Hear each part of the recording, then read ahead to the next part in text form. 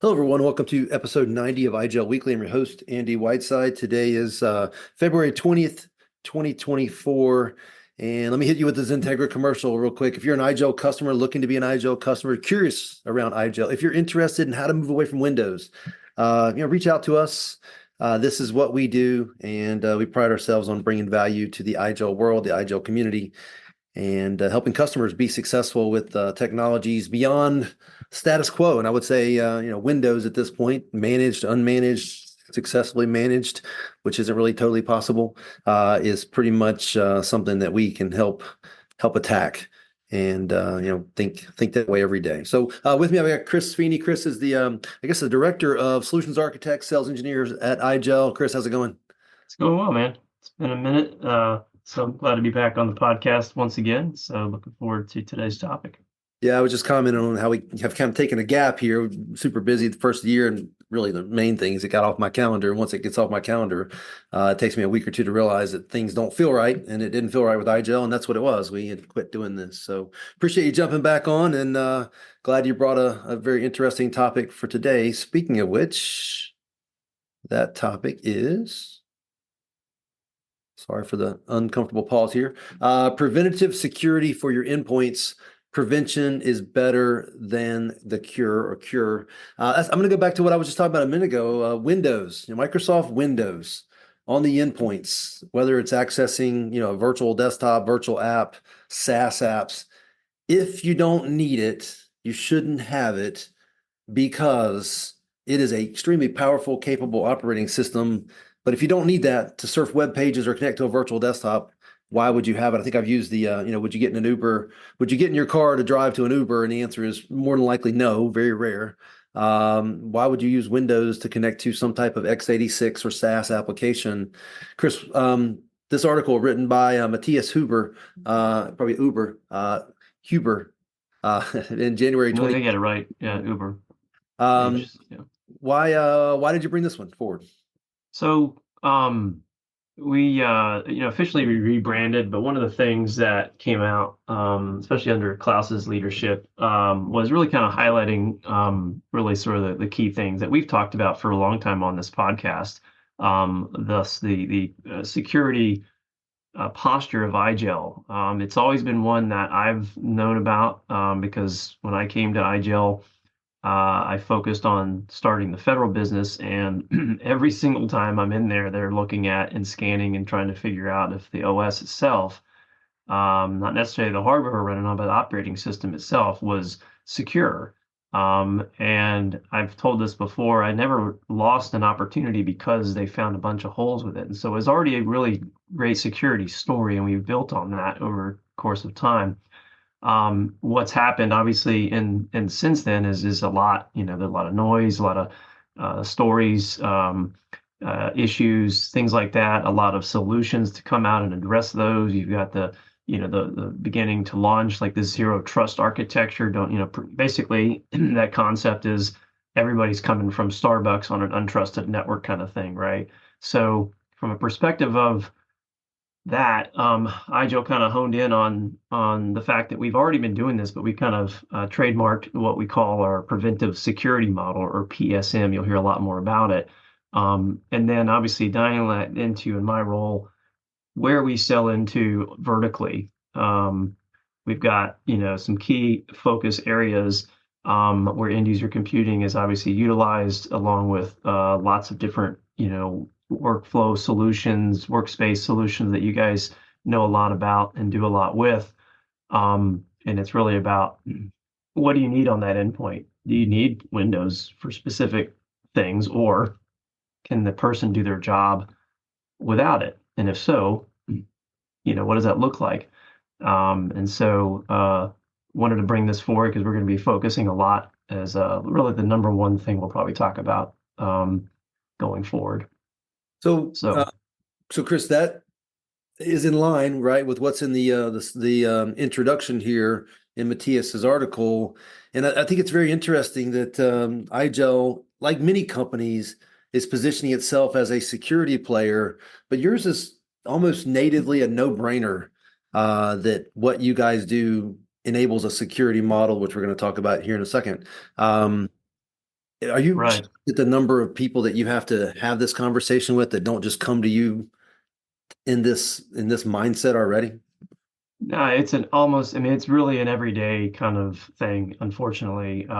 When they think security, they don't often think IGEL right away. I think we're beginning to change some of that in some areas, especially as customers in the deployment, like anything, it becomes more of a, I know about IGEL, you guys are, whatever. But, Um, but Chris, I want you to kind yeah. of address it differently though. Hmm. Okay, they're not thinking iGel is a security solution. Okay, I can kind of understand their perspective on that.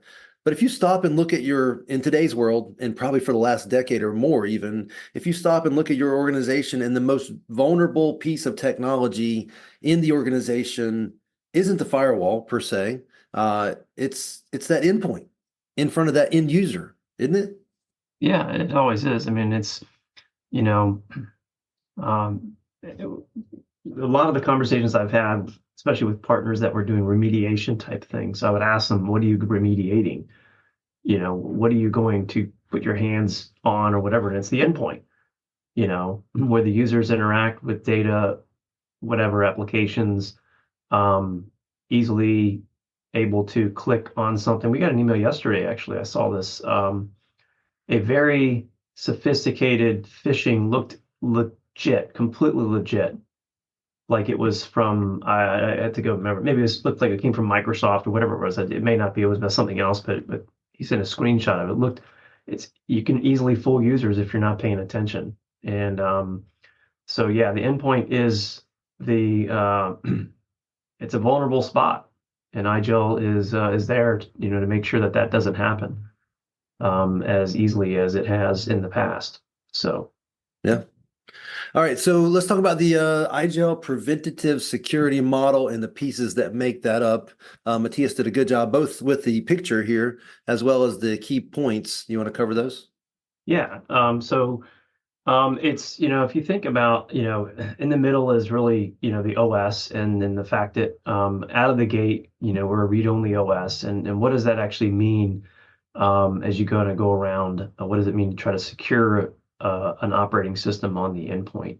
Well, a lot of that means, making sure that data is protected. Well, guess what? Other than a configuration, there's no local data that's being saved to the device, no Word documents, no confidential stuff, no emails, none of that is locally on the machine. Um, the other thing is, uh, the modular design. We talk about that. It's IGEL is, we've got things kind of broken up in such a way from the Linux perspective that you can kind of wall off parts of the product, or you can layer in the pieces that you need. You've got an operating system, and then you got the applications or the tools needed to do what's needed on that device. I need to get to a website. I need to get to Citrix, VMware, or Microsoft or something else. You just layer in what you need, and you don't use what you don't. That's one particular thing. But also, you might need you don't need antivirus or endpoint protection response type solutions that are typically other agents there to try to protect and or respond to issues that occur. Well, guess what? Those things can't do anything to the OS itself because they're kind of walled off. They can't install software. I mean, so there's this layered approach that just kind of builds up around this security model that we've had for a number of years. Um, uh, the newer things, authentication, single sign-on. So we've added in some functionality where you can, uh, you know, prior to getting to the local IGEL desktop, you can require a single sign-on, which would be multi-factor authentication. Maybe it's Active Directory, or more specifically Entra ID now, or maybe you're utilizing an IDP like Okta or Ping, for example. You require the user to identify themselves, get through that first initial phase, and then from there they access their applications or resources without having to constantly sign in, unless of course you want them to. But obviously that puts for a bad user experience that they're always having to authenticate to get to anything. They'll generally reject that high security model. So you got to find the right balance. And of course, what's also talked about here is recovery in minutes. If something were to happen, how quickly can you recover a device, right? For us, it's a simple reboot, and in many cases. Um, and um, uh, and then, of course, the last point there, we've talked a lot about this, a lot of initiatives, a lot of solutions out there. Um, Aaron Banner, your security practice lead, we've talked a lot about the zero trust implementation or architecture, and IGEL feeds right into that whole framework because of this PSM model that we're talking more and more about. So Chris, you did a good job talking through the basically, I think the picture that's there. I'm just going to run through the bullets real quick, Yeah. and hit those in addition to that. So, secure by design. Let me ask you a question. Just yes or no answer, or as basic answer as you can give. Microsoft Windows, was it built for the enterprise when it was built, or was it built for consumers and then evolved into the enterprise? The latter. Right. You talk about that a lot. Now you could Yeah. argue that Windows NT 3.5 and 3 and well NT and beyond, which we're currently still running on, it's still Windows NT. Mhm. It was designed to be more secure, and it was, and it is, but it's still limitless in what you can do with it, and you better have every single possible gap covered, which you can't.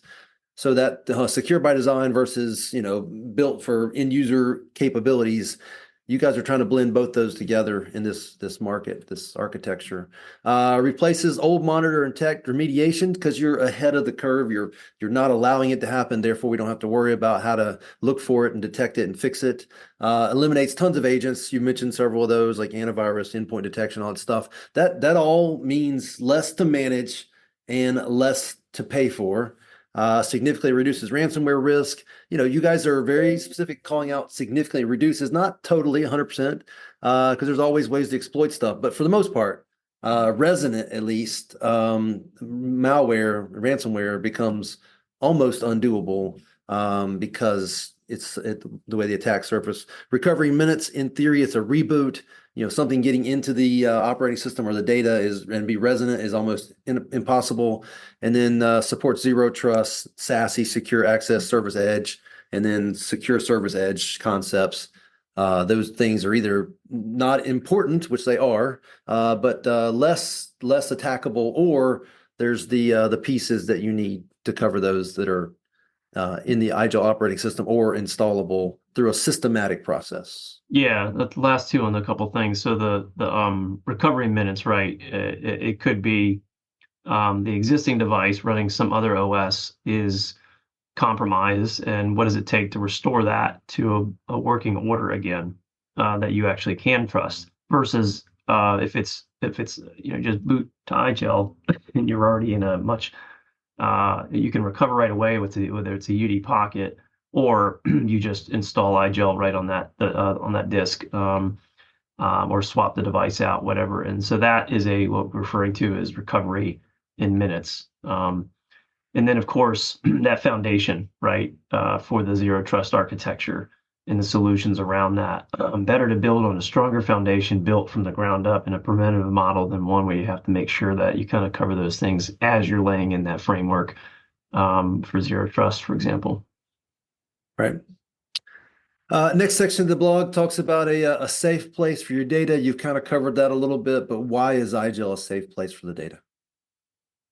This kind of leads back to sort of where things have kind of shifted to these data centers, right? Your data is better protected in the cloud, private, public, for example, or hybrid, versus on the endpoint where it could potentially be lost. A document that's not saved, it's local, right? But it was an important thing, or even worse, the device gets lost and now you've lost that data. Keep it in the data center where you can easily get to it. In today's world, syncing up with a browser or OneDrive or whatever it might be, it's just your data is still there and it's not lost on the endpoint. So by design, our focus is don't put stuff on the endpoint that could be lost or compromised. Keep it accessible in areas where you have layers of protection already. Yeah. I mean, it's as simple as the fact that you really don't allow people to save stuff so they can't, therefore they won't, therefore you don't have to worry about it. Yeah. Well, think about this too. At the end of the day, I mean, we were talking kind of at this level, but what does that do for a user experience? I mean, you can work literally from anywhere. We know this. We've lived in this world a while, but I could get up from this desk, go to my other desk over here, pull up my machine or virtual desktop or a browser, and I'm back working. And or I'm traveling, I can access that information anywhere I need to, just with a simple internet connection. Be at a conference, traveling, that flexibility offers great opportunity, and also doesn't risk from a security perspective. I know that I can't access our corporate data without having to go through MFA first. Right. So there are ways you can layer it, and you can do that on like happened to me last week. I was in a different location and I had to go through the prompt. I'm in a um, area that was not previously known, blah, blah, blah. It's smart enough to know that and ask for my, authorization, that type of thing. And that's all happening real time, systems in place, nobody having to keep an eye on it, no having to train end users. It just happens. Yeah. Yeah. Next section here talks about it is encrypted. Help us understand where IGEL brings encryption to the mix. Yeah, so this we don't really talk too much about this, but it is a feature that we added some years ago. Actually, there's, because we don't have any data on the endpoint, the tools like encrypting the disk on the device wasn't really necessary. But we've had some customers where they still want to have that. So we actually support a scenario where you can encrypt the disk itself with some of these industry standards. And IGEL supports this, especially if it's a TPM chip, that type of thing. And also you can put a pre-boot off on it. Again, this is extra security on top of a very high security approach. But it is stuff that we do support if the customer has a need for it more specifically. Again, at the end of the day, it'll be a config on the device, not data. Yep. Next section talks about read-only is robust. What's Matthias covering there? Well, I think, again, starting with the fact that, 20 some odd years ago when IGEL started, it was built from the ground up to be used in an untrusted area, meaning the internet, essentially. And so it was built knowing that the components that we would use from the operating system or system tools or whatever, making sure that they were mounted and usable in a read-only fashion, meaning that there was no way to compromise or reconfigure the device or access other parts of the operating system and do some changes on there at a root level, for example. Yeah. And then along the way come new functionality like secure boot. And so IGEL added in a signed bootloader, as well as updates to our Linux kernel to make sure that it's a trusted operating system that's getting booted. And that a lot comes with working with vendors in the space, especially now that we have some hardware vendors that we focus our time and attention on. That we've talked about before, like HP, Lenovo, and LG, for example, as well as others. So this next section talks about endpoint control. Before we go into that, I want to tell a quick story. I was with a customer last week, and that customer was really leading his company down the wrong path. He's a super smart guy, don't get me wrong, but he was trying to do very technical, very deep, very complicated things that didn't have to be done. He was just doing it because he was an engineer and he could do it. And that's great. But when he's not at that organization or God forbid he go on vacation or something, they're going to be in big trouble going down the path he was leading. So we're having this kind of stump the chump kind of thing where he's trying to stump me and I'm like challenging him on stuff. Anyway, he goes into this whole dialogue about Citrix's configuration service for configuring the workspace app. I'm like, man, this guy's really on top of that one. And then what I realized, it was a blog that came out last week. He read the blog. I hadn't read the blog yet, so I didn't know what I wasn't as detailed in depth as he was. Mm-hmm. Long story short, listened to a podcast yesterday around Citrix's configuration service and how it controls the endpoint, all endpoints except Linux. They're working on that. But my thought in the whole process was, man, if you just had IGEL, you wouldn't need all that magical configuration capabilities of the configuration service. But the truth is, you don't just have IGEL, you have all these other things.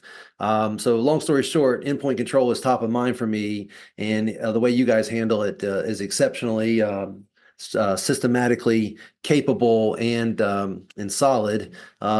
What's Matthias covering here with endpoint control capabilities? So this is, I mean, it's really interesting to hear what you just said there. This is not just the OS, but a management tool that actually works. And this is really what it comes down to. Yes, we have an operating system, and yes, without a management tool, you can configure the various things on it.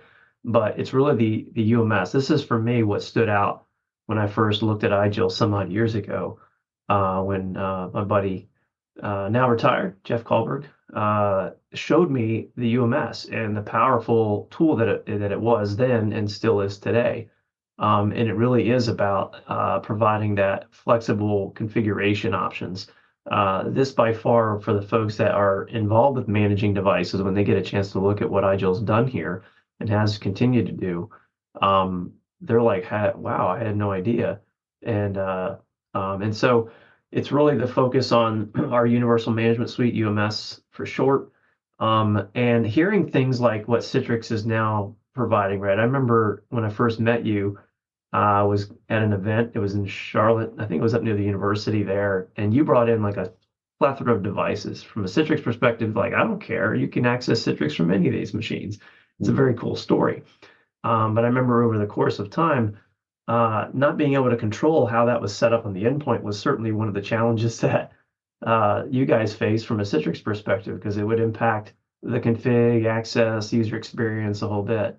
So this is a tool where we can control that experience because we are managing how it's set up to access those resources that the customer are doing, and not just with Citrix, but plenty of other options too. So. And Chris, ballpark for me the number of configurable settings in the UMS for an IGEL managed device, which could be company owned, personal, you name it, but the number of configuration settings in the UMS today are what? Easily 7,000 and higher. Yeah. It's just crazy because I've probably touched 400 of them, right. Maybe. Yeah, if you have an idea of something you want to do with IGEL, go looking around the community, go look at some of the white papers. You're like, oh, somebody's already done this. Here's the setting. Yeah, in fact, had a Teams thread this morning about options for screensavers and stuff like that. I saw something earlier up there about screensavers, screen locks. There's lots of options there, and some of which are just built in, check, do this, whatever. But also maybe out of the box thinking, there's also options there because we have a tool that can be used to come up with other ideas that may ultimately make themselves into product features, but a lot of flexibility there. All right, next section here is restore and update fast. What's the point here? So certainly we have the ability to just, if something were to happen, a config is messed up or whatever, you can reset the device, assuming the hardware is completely fine and usable. The license is not tied to the device. You can always move it if you needed to do that to another device. And that's the beauty of it. I have any number of devices I can go back and forth between that are all IGEL installed or a UD Pocket. And they can be configured in just a few minutes. If they're unconfigured, I just point to the management system and get it registered, and it configures itself in minutes, including updates. And then being under management at that point, I can go anywhere technically in the world, get on the internet, and I'm under control at that point. The other piece too is updates. Small OS means updates don't take as long. We've broken out the apps, so the apps like your phone can be updated separately from the OS itself. Sometimes there's parts where they're needed to update at the same time based on dependencies and stuff. And then further, if the update somehow fails, power's cut, whatever, you lose the internet, it will still pick up where it left off and finish the update the next time those things come online. So it's pretty robust. Next section here says tested and trusted. So great question. I ran into this, like I said early on, about our security team. They monitor heavily and have gone through a certain type of industry certifications regarding our development process, but also monitoring for threat reports, and then looking at does that impact IGEL? Is there a component either in the Linux kernel or some application that we integrate with, Firefox, for example, or something, where it may not necessarily be something that's completely vulnerable on IGEL because of our security posture, but it may be an update to the application itself, that if you go to a website and it says your version of whatever is not compatible or something like that, the ability to update those, based on these things is something that we pride ourselves in, because we do look at that rather quickly, and we try to get updates out as quickly as possible. Yep. And then what makes this all make total sense, that every single customer I interact with should at least be evaluating the "it ain't Windows" motion, is this last paragraph here. And I'm going to rewrite the title of the paragraph is "Save Time, Money, and Your Nerves." I'm going to say it the other way. We've talked about all the reasons why you save your nerves. Now, guess what? You get to save money and time at the same time. When you kind of take all that and tie it together, why wouldn't someone be trying to understand how to eliminate Windows from the endpoint scenario? I think it's just we've lived in this world of Windows for so many years. It's what we know. A lot of people they don't know of anything different. They don't know of what the art of the possible is. Right. And rethinking their approach to endpoint, or end user computing. We talk about it all the time. Yeah. We've done this a long time to know that, rethinking that, right? I mean, and so certain use cases, workflows may not require a robust Windows device to handle that, and it may just be, just what you need to do your job. And and certainly in certain specific industries. And Chris, add to that the Yeah. idea that robustness is, one quick internet hop away in a virtual containerized Windows device, and now you're checking both boxes for a lot of users. That same customer yesterday that was so excited to tell me how smart they were at Citrix, their VDI environment's shrinking right now, and I look at the CIO and the CISO, and I said to both of them, like, look, I'm not here to start a fight with you guys, but there should never be a situation where your VDI is shrinking unless you're moving to SaaS. But short of that, buying PCs and putting PCs on desks with Windows on it, you're going the wrong direction. And I'm not here to fight you, but I'm here to help you if you want to figure out what I'm talking about. Yeah, they'll hear a lot of noise about some of the tools that are out there from Intune or others to manage those endpoints. What they really need to know is that is in that last paragraph. We've been doing this for 20 years with Linux, with a secure approach from the ground up, and we it's what we do, and so.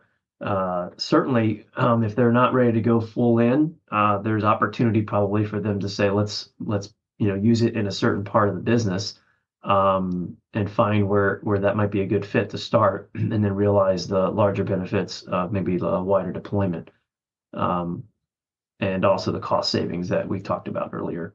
Tremendous cost savings. Chris, here's where the moment comes together for me.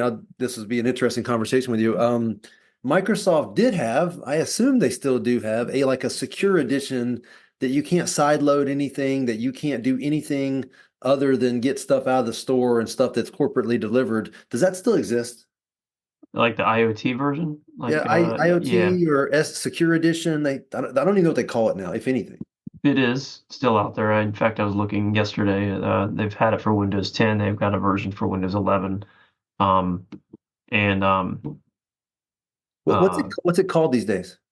I think it's Windows 11 IoT.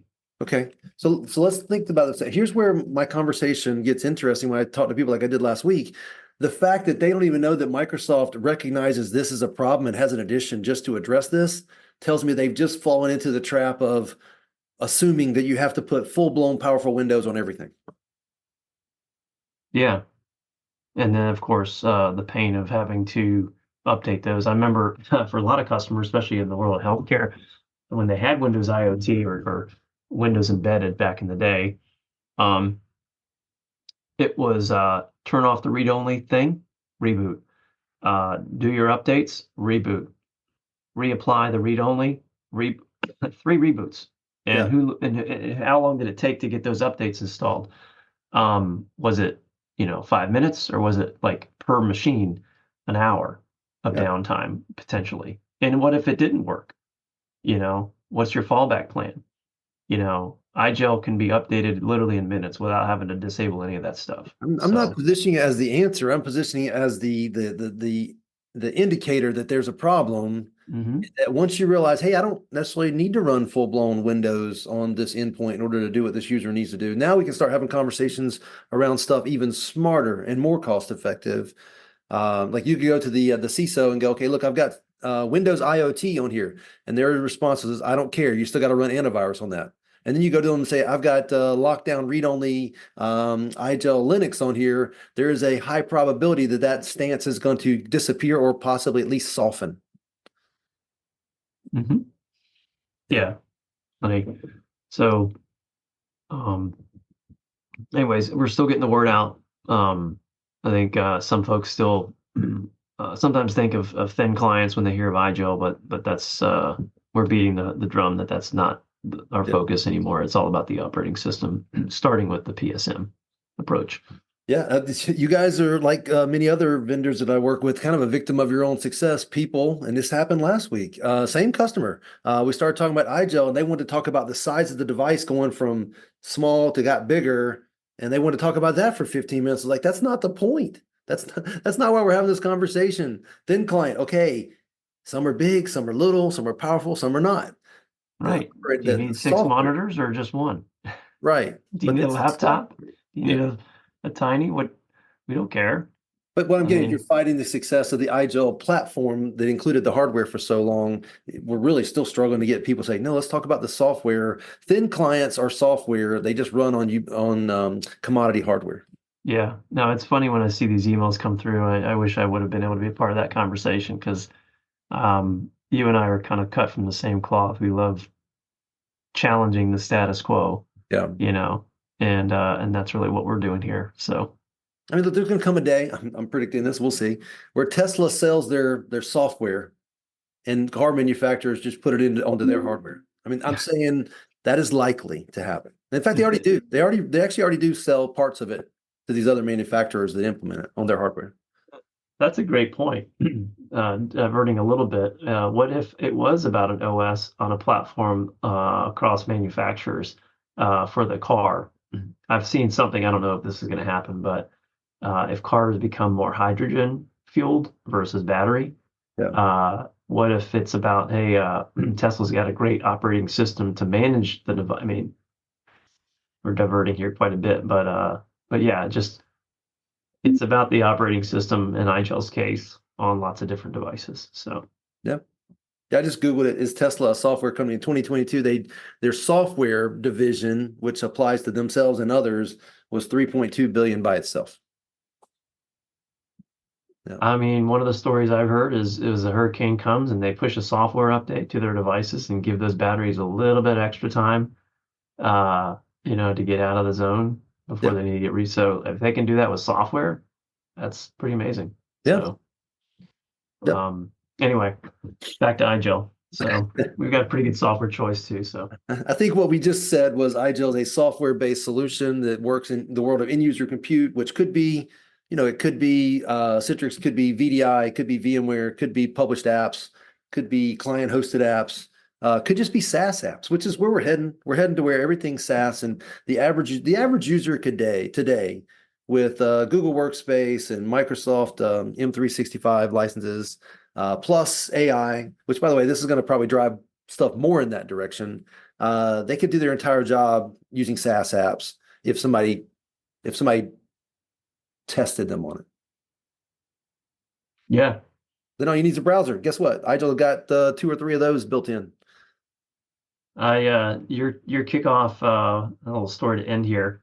I kind of chose to try this I used the Edge browser on my IGEL device when we presented, and I brought up Teams from the browser. Didn't use VDI at all. We plugged in that EPOS speakerphone, and it just worked completely fine. Yep. And I pulled up the PowerPoint we presented. It worked just normal, clicker and everything. I plugged in the clicker and just kept, that was that was me. I'm like, all right, we're gonna, see if this thing holds true, and it worked just fine, Yep. So, yeah, rethinking the status quo. You don't need Windows on the endpoint all the time. So, alrighty. I appreciate the time today, and as always, good chatting with you about this. We'll just keep beating the drum and evangelizing, see what happens. All right, Andy. Always a pleasure, man. All right, appreciate it. Thank you.